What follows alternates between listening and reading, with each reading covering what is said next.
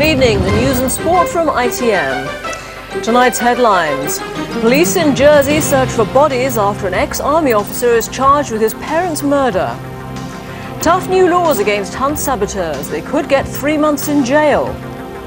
And the brutal murder of a child and her mother. Police appeal for help. And tonight's main sports headline, Great Britain's rugby league team complete the whitewash against New Zealand at Headingley. A former army officer, Roderick Newall, has been charged with the murder of his wealthy parents 6 years ago. Tonight he's helping police on Jersey search for the bodies which have never been found. Part of the island has been cordoned off. Newall will appear before magistrates on Monday. His younger brother Mark has already been charged with the murders. In isolated woodland close to Jersey's north coast, Roderick Newall, handcuffed and second from the left in this group, takes police officers one step closer to solving a 6-year-old mystery. The dramatic turn in events had begun in Gibraltar at dawn, Newall leaving the Rocks Moorish castle for the last time after a 14-month fight against extradition to face a charge of murder. Retired schoolteacher Nicholas Newall and his wife Elizabeth disappeared in October 1987. Despite extensive searches, their bodies were never found. But following a detailed examination of their bungalow, police opened a murder inquiry. The Newall's son Roderick, a former army officer, was arrested at sea in August 1991 and taken to Gibraltar. His brother Mark, extradited from France on similar charges, is already in custody on Jersey. Late this morning, following his arrival on the island, Roderick Newall agreed to cooperate fully with police. Within 3 hours, he was guiding senior officers through a patch of woodland close to the home he'd known as a boy. Roderick, together with his advocate, accompanied police officers to a location at Greve de Lec, which is in the northwest of the island. The purpose of this visit was for Roderick to identify a site where his parents are buried.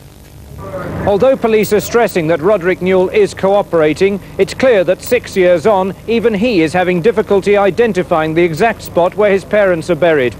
Tomorrow, search teams and forensic experts will begin a detailed examination of this area. But that's an operation that could last several days.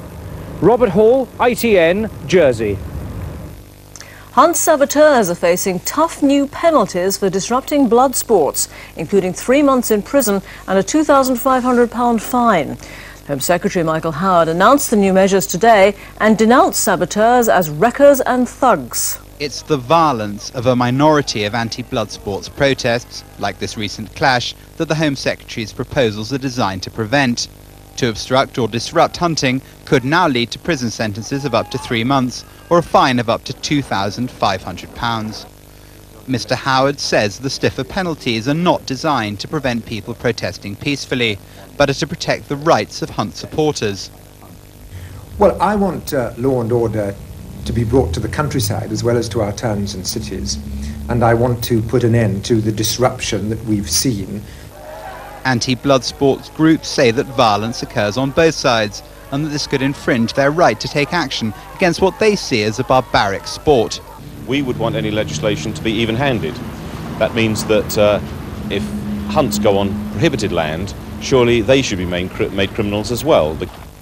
This afternoon in Gloucestershire, the Berkeley hunt killed 1 fox. Several others were more fortunate and got away. Members were delighted that in the future, violent protesters may no longer be so lucky. They're excellent, as far as I understand them. Any proposal that stops some of this ghastly violence is a very good thing. It remains to be seen whether or not stiffer penalties will deter the opponents of blood sports from disrupting the activities of hunts around Britain. What does seem certain, though, is that both supporters and opponents of hunting will continue to turn out to pursue their sport or to express their point of view. Adam Holloway, ITN, Gloucestershire. Police in South London hunting the killer of a 4-year-old girl and her mother have been inundated with information from the public about the murders. Detectives say it's one of the most shocking cases they've ever had to investigate. Close friends of Samantha and Jasmine Bisset are still trying to take in what happened. Today they left flowers at the flat in southeast London where the mother and daughter were murdered. I'm Mummy, in case you've never seen me before. Sam Bisset moved here from her home in Dundee. She was said to be devoted to her 4-year-old daughter Jasmine. Come on, Mummy. Their bodies were found in the basement flat by Sam's boyfriend. She'd been repeatedly stabbed. Jasmine had been suffocated in her bed. I just can't believe this happened. It's just disgusting. I mean, Sam is such a gentle person. She really wouldn't hurt a fly. I mean that. She's, just such a lover of life. I cannot believe this happened to her. What has shocked police is the ferocity of the murders. A senior officer said Sam Bisset's injuries were horrific. She wasn't just stabbed, her body was virtually cut up. The person who's done these horrific murders must be deranged. Not only have they mutilated a young woman, but they've also suffocated a young girl of 4 years old. Today, police displayed some of the paintings done by Jasmine at her nursery school, just a few of the dozens which line the walls of her mother's flat. There was no sign of a break-in at the flat, and detectives admit they have few clues in this case. As for the motive for this murder of a mother and her young daughter, it appears only the killer knows that. Simon Harris, ITN, Plumstead. And a murder hunt's underway in Cheshire after a girl's body was found in woods early today. Police are still trying to identify the victim, who was discovered by a man out walking his dog. A post-mortem examination tonight has revealed that she was strangled. The mystery murder victim's body was discovered in a copse just a few yards from the nearest homes on the Murdishaw estate in Runcorn. Police know she was aged between 15 and 20 with long black hair. She wore a blue denim sleeveless jacket and black jeans with a distinctive red, blue and yellow watch. But more than 12 hours after her body was found, detectives have no idea who she was. My appeal tonight is to try and establish the identity of the girl so that we can find out what her last movements were. Those don't fit the description, obviously. No one matching the girl's description has yet been reported missing to the murder incident room. Cheshire police are liaising with other forces in case the victim had travelled to Runcorn from elsewhere in Britain. But until officers know who exactly the murder victim was, they'll have few clues to who murdered her and left her body in woodland while others celebrated bonfire night just a few hundred yards away. Howell Jones, ITN, Runcorn. Two key figures at the centre of an alleged plot by Azil Nadir to bribe a judge are now reported to have said they invented the evidence. Michael Francis and Wendy Welsher have fled to northern Cyprus, where Azil Nadir has been living since his flight from Britain in May. Safe in Cyprus, the fugitive businessman's always claimed he was unfairly accused of trying to bribe the judge in his trial. Now, two witnesses who were working with the prosecution have fled to join Nadir near his hideaway, saying they made it all up. Convicted criminal Michael Francis and businesswoman Wendy Welsher told the police they'd been given money to bribe the judge. Now they say that's all untrue, and they were part of a plot to frame Nadir. This was an elaborate plot on behalf of the British government, the British authorities, at the end of the day, to conspire to pervert the course of justice. Ever since he fled to Cyprus, Nadir's promised concrete evidence of a plot against him. Michael Francis now backs that story. Francis also alleges that he had a number of meetings with officers from the Serious Fraud Office. However, Scotland Yard said today they were satisfied there was no evidence at all to suggest that police officers had tried to pervert the course of justice. Former Minister Michael Mates, who had to resign over his links with Nadir, has repeatedly said he believes the Serious Fraud Office has never answered charges against them as to whether they were involved in dirty tricks. Friends say firm evidence will be forthcoming, but despite the latest allegations, that's certainly yet to come. Mark Webster, ITN, the Serious Fraud Office. The first refugee convoy from Sarajevo in almost a year is now expected to leave on Monday, after being delayed today because of a curfew in the Bosnian capital. About 1,500 Serb, Croat and Muslim civilians were due to be evacuated this morning to the Serbian capital Belgrade and to Split and Dubrovnik on the Croatian coast. Instead, the refugees, mostly women, children and the elderly, were left stranded in pouring rain for hours as the Bosnian army blocked all roads out of the city. The Irish Prime Minister Albert Reynolds said tonight his government wouldn't ignore the current opportunity for peace in Northern Ireland. But his party's annual conference was also told that Dublin wouldn't change its constitutional claim on the province ahead of a wider agreement on its future.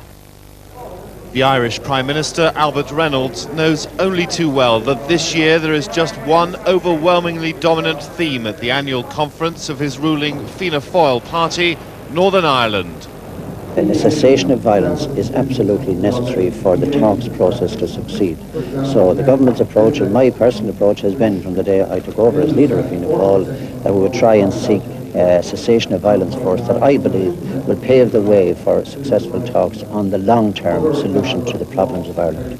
Nearby, Gerry Adams was telling Sinn Féin members that the Irish government should think again about rejecting the still secret Hume Adams peace proposals.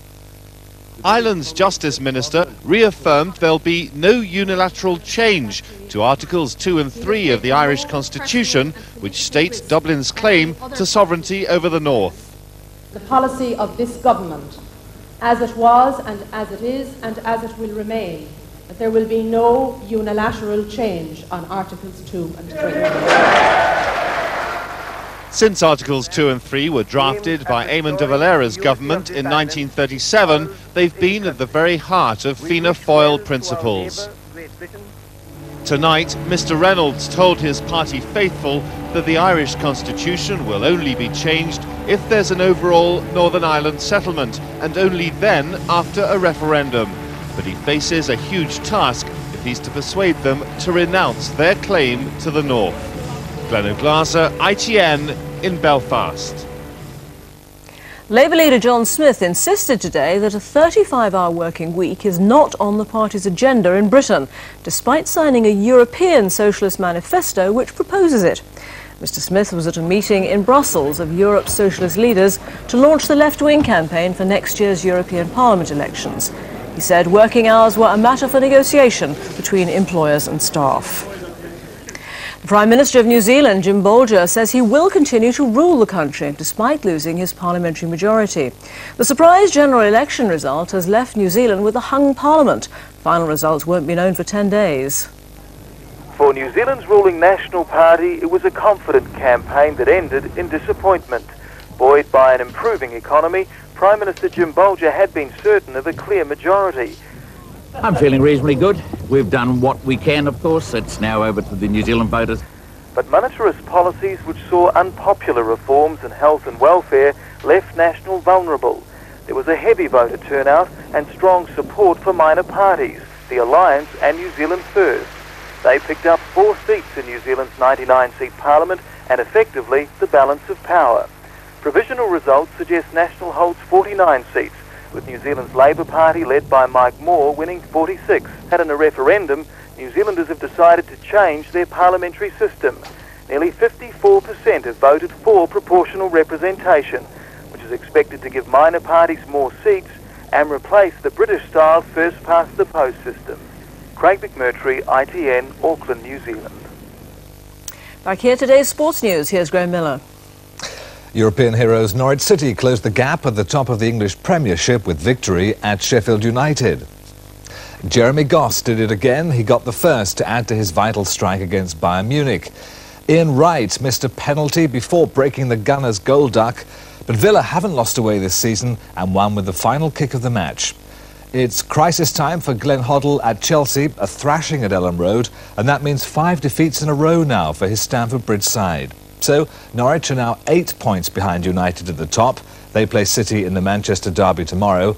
Villa climbed to 3rd with their win at Arsenal, and Leeds are now 4th, 1 point behind, with Liverpool 5th and Arsenal dropping down to 6th. Leicester City are the new leaders of the First Division after a comfortable victory over Southend at Filbert Street. Challengers Derby and Charlton, they both play tomorrow. Youth and experience combined for Leicester's first, David Speedy passing to teenager Julian Joachim to slot the ball home. David Oldfield added a second in first half injury time, and a penalty from Steve Thompson made it 3. Crystal Palace were 2 up inside 20 minutes and seemingly heading for the top of the First Division, Chris Armstrong getting both goals. But Notts County staged a remarkable comeback, McSwiggan getting a penalty and then levelling after Nigel Martin turned the ball into his path. Crystal Palace handed the victory to Notts County with some poor marking in the box, allowing Gary Lund the space to head home the winner.